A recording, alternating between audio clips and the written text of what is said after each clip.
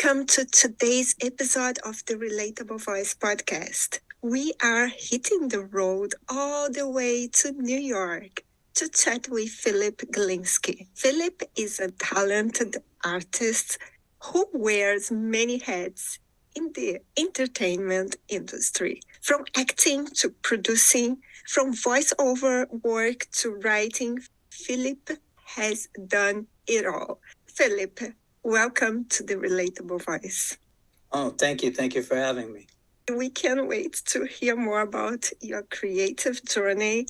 So let's hit the road. Philip, with four older brothers, did you ever have to resort to extreme measures like hiding food or using disguises just to get a bit to eat? I did a lot of things in my past that I'm not proud of, but you have to do that in order to eat, when you have older brothers. So there was a lot of acting where I would beg that I was hungry, even though I wasn't hungry, just because I needed to store some food. Mm-hmm. And a lot of, it was almost like, I would say we were the first group like Survivor. So there were always different alliances with different brothers to get different things that I needed. So there was a lot of maneuvering going on and manipulation as a child, but all healthy. I turned out okay. Mm-hmm. And no sisters. No sisters. And we had a mom, but she had her own bathroom. So she didn't even know what we were doing as far as leaving the toilet seat up or anything like that.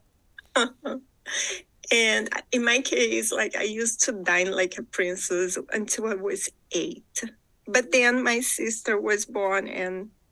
Oh, that's right. Yeah, see, that's the problem. I'm the baby. So if anybody that's a part of this podcast understands, the baby is the best. They get spoiled rotten.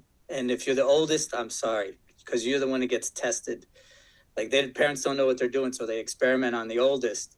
By the time I was 16 or 17, my brothers would be like, what's his curfew? And my parents would be like, he'll come back whenever he comes back, because they were exhausted, Mm-hmm. Yes. And Philip, what inspired you to pursue a career in acting? And could you share with us some of the key moments that led you to where you are now? Yeah, sure. I grew up in the 70s and 80s, so I was a TV junkie, and I would watch Robin Williams and people like that in comedy. And my friends always thought I was funny, but I never thought there was a direction for that until I got older. And then I went to college in New Haven, Connecticut, and I minored in theater and majored in communications. And I thought I would be maybe an ESPN or a sportscaster, but I don't really have the look of a sportscaster. So I saw this improv group doing some stuff in New Haven. So I started doing that, and I started doing plays in school, and I just, I loved it. I said, I'm going to try to pursue this as a career, so that I didn't want to be a bartender actor. I wanted to, be a working actor, producer, writer. So, my second audition ever was for an MTV commercial, and I booked it. When I booked it, it was national. It's online. I'll send you the link, but I work at a video store, and people want to rent videos, and I tell them to go home and watch MTV.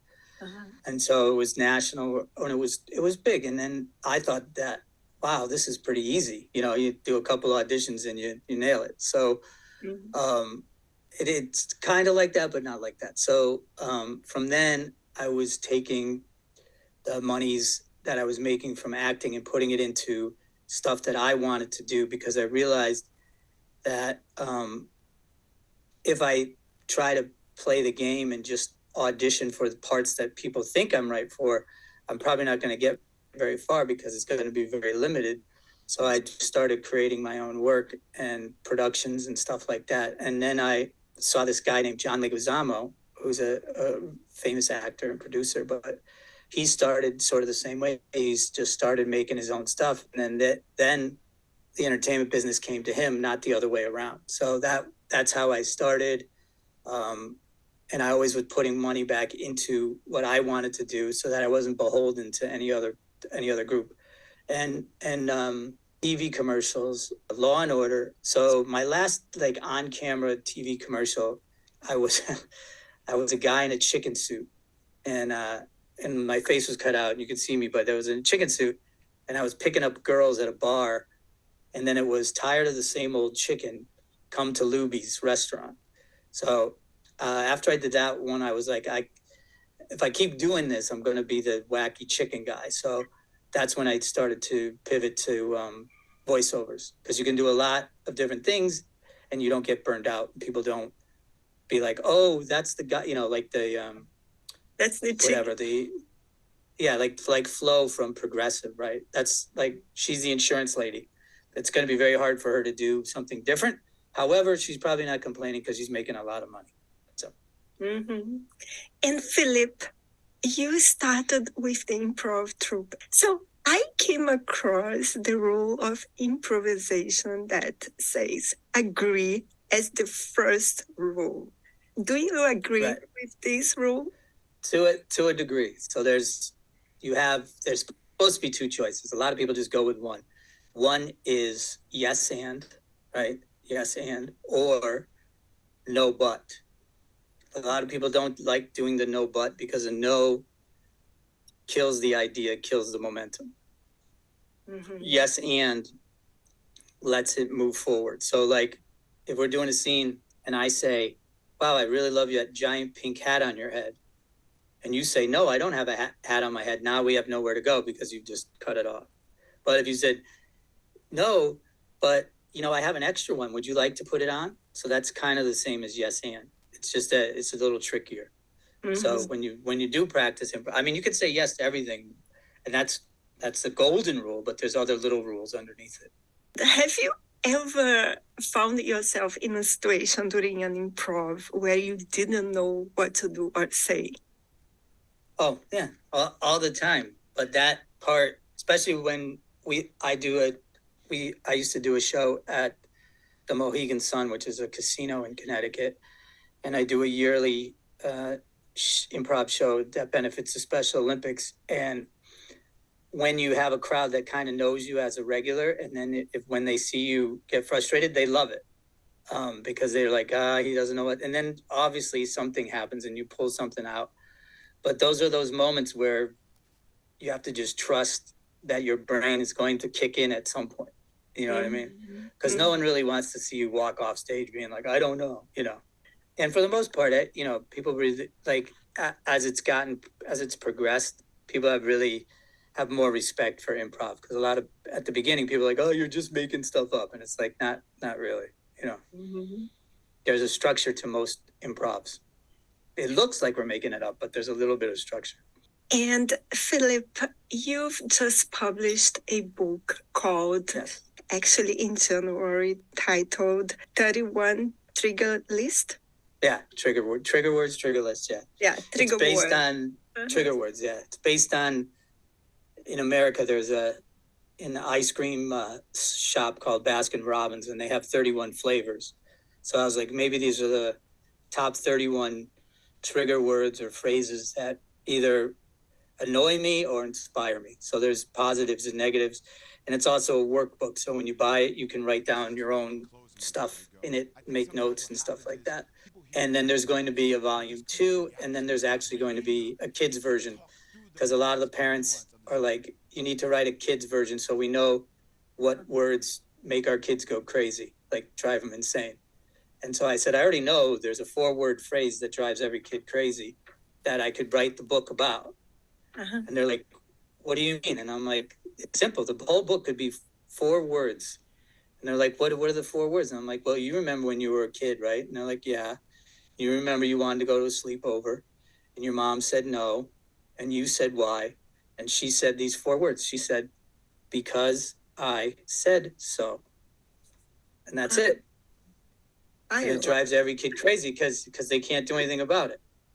Exactly. It's not like they said, oh, you can't go because the car doesn't have gasoline, or you can't go because of we have company coming tonight. They just said no. And then you say, why? And they say, because I said so. And then you freak out, run to your room, and you're just like, I don't know what to do. Now they run to their TikTok. Oh, my mom won't let me do it because she said so. There's other phrases like physical exam was one of them, because my mom is 92 and she's just been with my dad. They got married when they were, in their late 20s, but they've always been together. And now they're getting older, and I call them, once a week to check in. And she was saying, oh, I have to go get a physical exam. And I said, oh, okay, well, it's going to be fine. Don't worry about it. And so I followed up, and we're talking, and she's very quiet. And I said, well, what happened in the physical exam? Are you okay? And she's like, yeah, I'm fine. And I'm like, so why are you quiet? She's like, well, the doctor asked me questions. And I said, well, that's what doctors do. That's their job, And she goes, well, he asked me if I was sexually active. And I said, no, I usually just lay there. So, do you think he's a pervert? I said, no, Ma, I don't think he's ever heard that answer in his entire life. So I showed that to a doctor friend of mine. And he's like, that's an awesome trigger word. Like, yeah. It's awesome. That answer. He's like, I've never heard that answer. And I've been being a doctor for 30 years, and I've never, ever heard that answer. So. And Philip, what is your favorite trigger word or phrase, and why? What's my favorite trigger word? Mm-hmm. My trigger. You see, you have to think. I have to think because I wrote so many. I do like because I said so, because I see every kid melt down and understand that phrase. And it's one of my favorites because I lived through it. So the problem is, the other part of it is, of that phrase, is that during that moment where I couldn't go to the sleepover, I then asked my dad, because I didn't think my mom and dad were working together. And then he had a 5-word phrase, trigger phrase. So I said to my mom, can I go to the sleepover? She said no. I said, why? She said, because I said so. So then I go to my dad and I go, can I go? And his 5-word sentence was, what did your mother say? So there's no way I could get out of it. So that's my life right there. The same. My mom, even if I'm trying to maneuver, I can't maneuver out of it. My mom used to say, because I don't want. So, no way. Right, it's the same thing.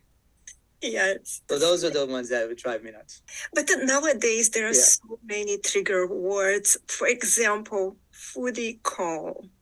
I had that. Yeah. Can you give our listeners who might not know this coupon what a foodie call is? It's in the book too. I know. Okay. I was on a date, and it was going well and everything was good, and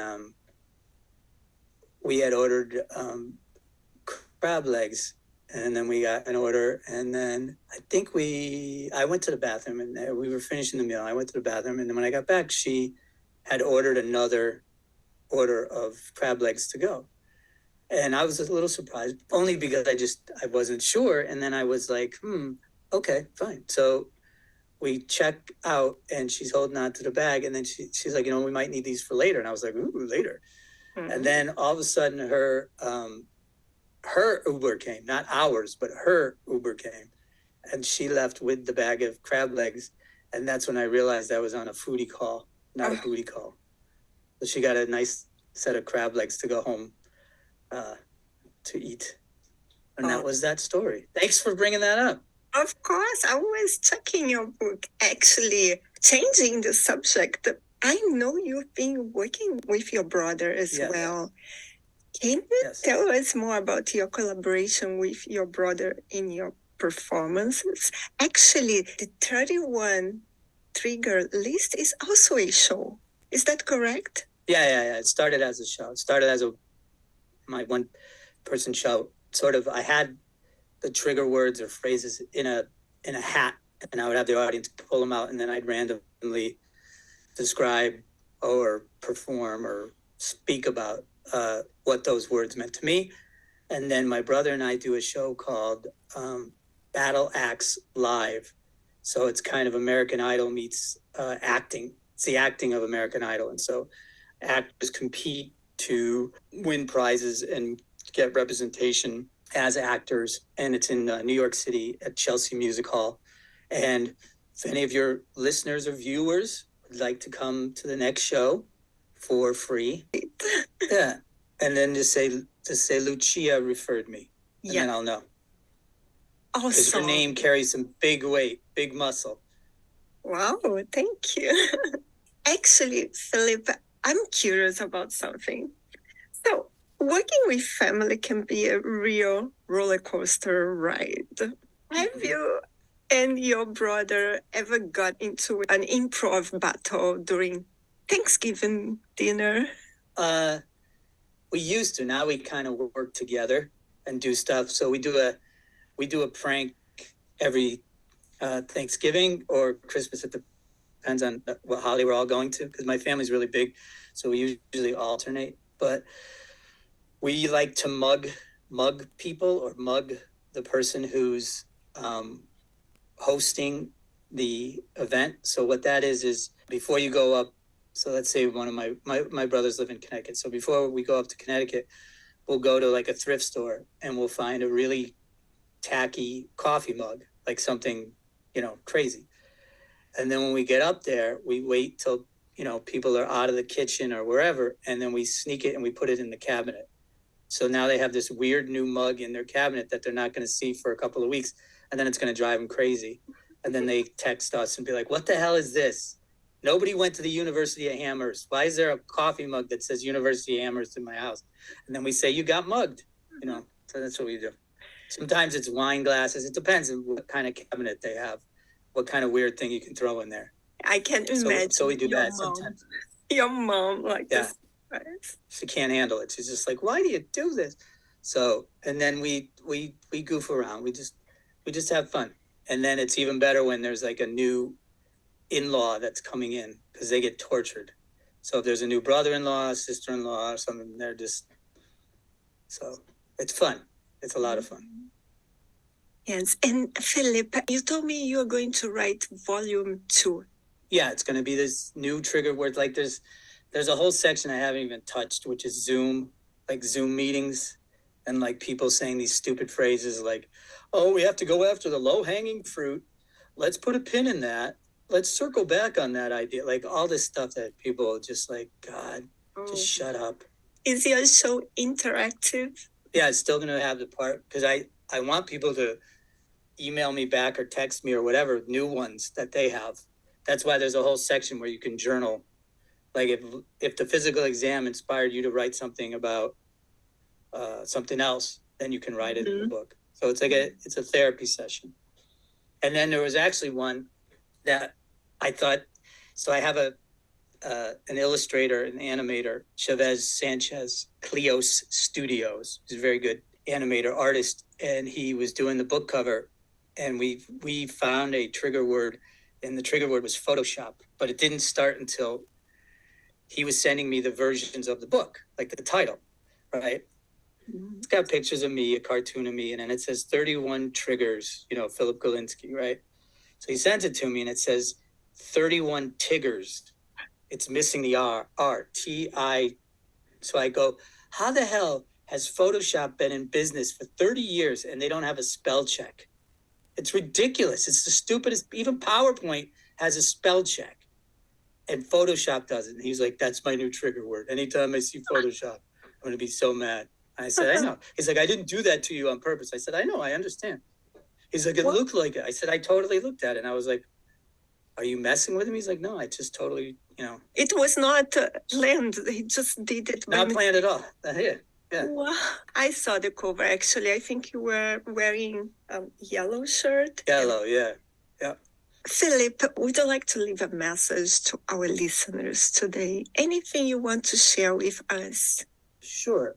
I would say that pursue what you want to do, what you want to do, but understand it's a journey, not a destination, and that stay with it, because there's going to be ups and downs, and just understand that everything that was in the past is just going to help your future, but you shouldn't always look backwards. Try to look forward. Philip, so PhilipGalinsky.com. And when you go there, there'll be the acting stuff, the Law and Order, voiceover stuff, the Battle Axe show, where to get the book. The book's on Amazon, and if you buy the book, you get the audio book for free. So that's a good deal. This is a good deal. Some people, Yeah. they don't have time to read Right. books, but sometimes they have. So when you it's nice to have the book. The book cover is cool. Like if you get the book, people are like, if you put it on your coffee table, people are like, what the heck is this? So it's a good conversation starter. But the audiobook itself is longer, and I go into way more. It's my voice, so I go way more into different stuff. You can hear the pages turning.